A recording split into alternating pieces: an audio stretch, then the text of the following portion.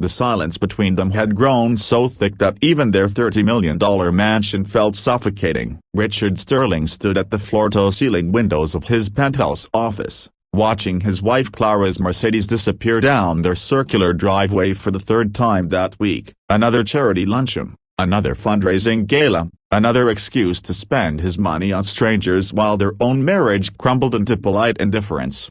"She's at it again," he muttered to himself, loosening his silk tie with frustrated fingers. At 45, Richard had built an empire from nothing as Sterling Technologies now employed thousands and generated billions. But success had a price, and lately, that price felt like watching his wife slip away into a world of causes he couldn't understand. The irony wasn't lost on him. He'd fallen in love with Clara's compassionate heart 15 years ago when she was volunteering at a homeless shelter, her designer clothes forgotten as she served meals with genuine warmth. Back then, her kindness had seemed like a breath of fresh air in his cutthroat business world. Now, it felt like a constant reminder of how different they'd become. Another $5,000 check to the children's hospital. He'd complained to his business partner just yesterday. Last month it was $20,000 to that refugee organization. Before that, the animal shelter. "I work 16-hour days building this company,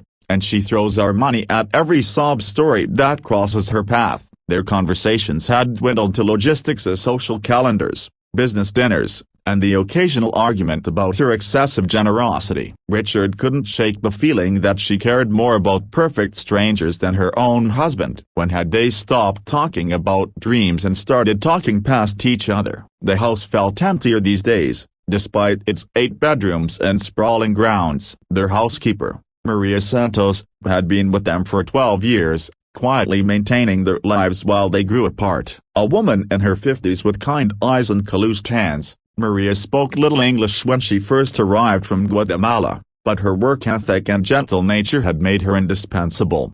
That Thursday evening, Richard returned home earlier than usual to find Clara's car still gone. The dining room table was set for Onia again. He was reaching for a glass of scotch when he heard muffled crying coming from the kitchen. Maria stood at the sink, her shoulders shaking as she clutched a letter in her weathered hands. Tears streamed down her face, and for a moment, Richard felt awkward intruding on her private moment. "Maria, is everything all right?" he asked in his limited Spanish. She looked up, startled, quickly wiping her eyes. "Lo siento, Mr. Sterling. I didn't know you were home. What's wrong? Is your family okay?" Maria's English had improved dramatically over the years, though she still spoke carefully. "It's my grandson, Miguel. He needs surgery. His heart." She pressed the letter to her chest. "The doctors say without operation, maybe 6 months." Richard felt his chest tighten. He'd met Miguel during the family barbecues Clara insisted they host each summer. The boy was 8 years old, with his grandmother's gentle eyes and an infectious laugh that could light up their entire backyard. "How much does the surgery cost?" $45,000, Maria whispered, the number seeming impossible in her mouth. "I have some savings, but," she gestured helplessly. Richard's business mind immediately calculated solutions, loan options, payment plans, insurance possibilities. But before he could speak,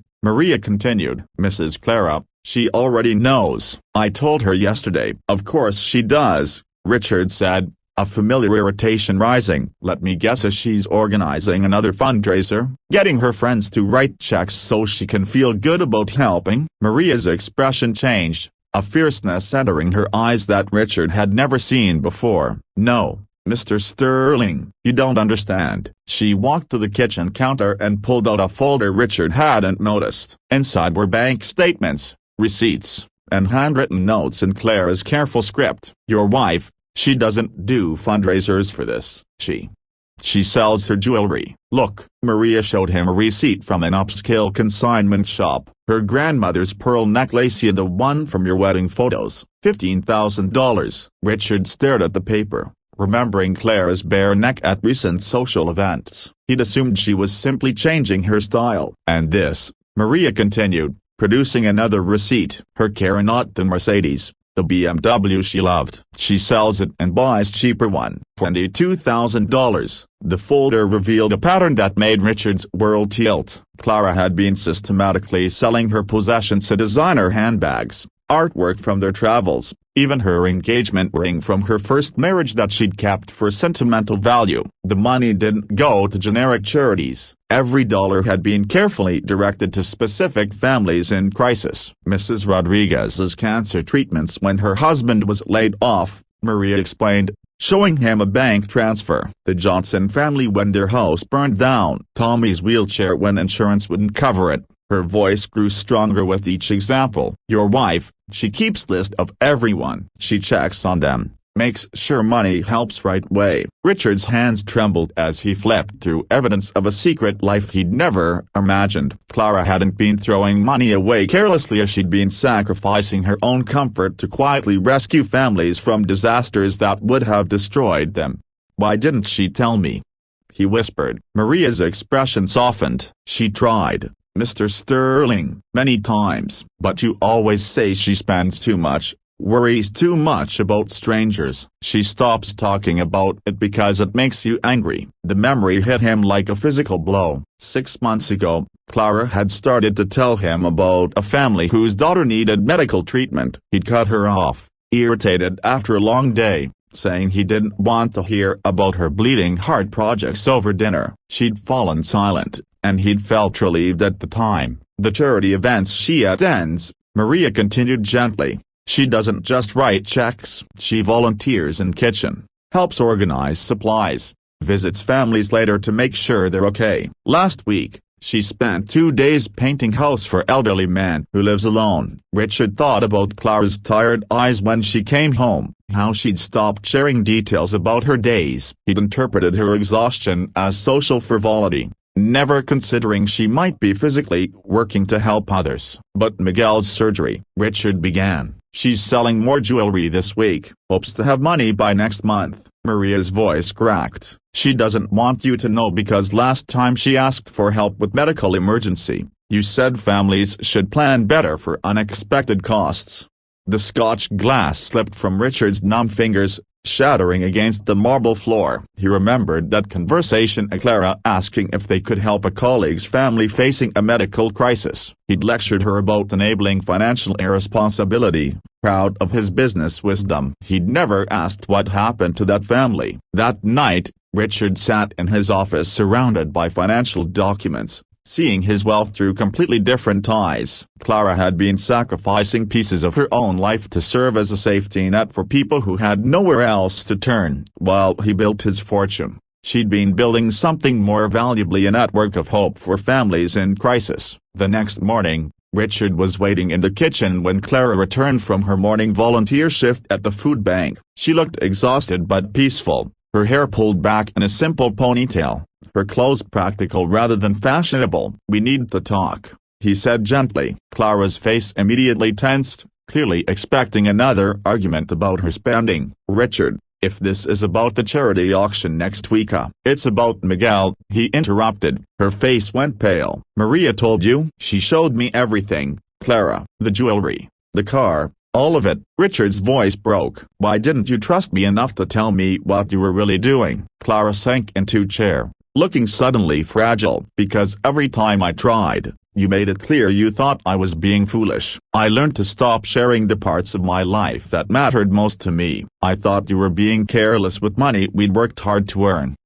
Clara looked up sharply. Richard, I haven't worked in 10 years because you wanted me available for business dinners and social events. This volunteer work, helping people, it's the only way I feel like I'm contributing something meaningful to the world. Richard knelt beside her chair, taking her hands. I've been incredibly blind and cruel. I'm sorry. Over the next hour, Clara shared stories Richard had never heard. The refugee family who'd sent their daughter to college with money Clara had quietly provided. The single mother who'd avoided eviction thanks to Clara's intervention. The elderly veteran whose medication Clara had been covering for 2 years. I kept records because I wanted to be responsible with the money, Clara explained, even if it was mine to give away. But mostly because these aren't random acts of charity to me. These are people I care about, families whose stories matter. Richard understood then that his wife hadn't been spending money carelessly as she'd been investing in human dignity with the same strategic thinking he applied to business,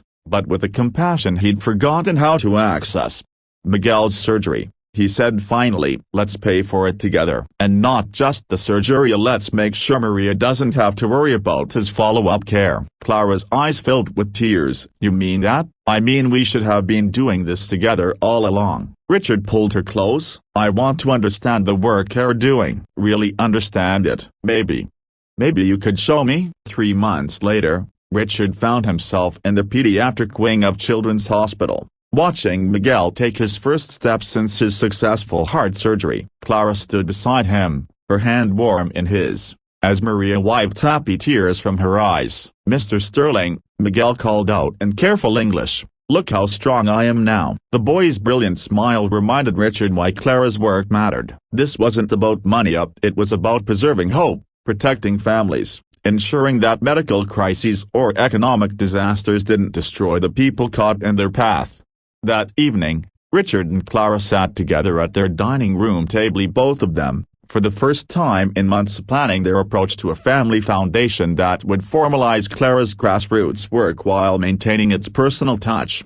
"I want to do more than write checks," Richard said. "I want to understand the people we're helping the way you do." Clara smiled, the distance that had grown between them finally beginning to close. "It's not about the money, really. It's about seeing people as they really are and recognizing that we're all just one crisis away from needing help ourselves." Richard realized that his wife hadn't been selfish at all, as she'd been practicing the kind of generosity that required genuine sacrifice and personal involvement. While he'd been building financial wealth, she'd been building something far more valuable, a legacy of human compassion that would outlast any business empire. Their marriage didn't transform overnight, but they began talking again, or really talking about the things that mattered. And Richard discovered that the woman he'd fallen in love with 15 years ago had never disappeared. She'd simply been waiting for him to remember how to see her clearly.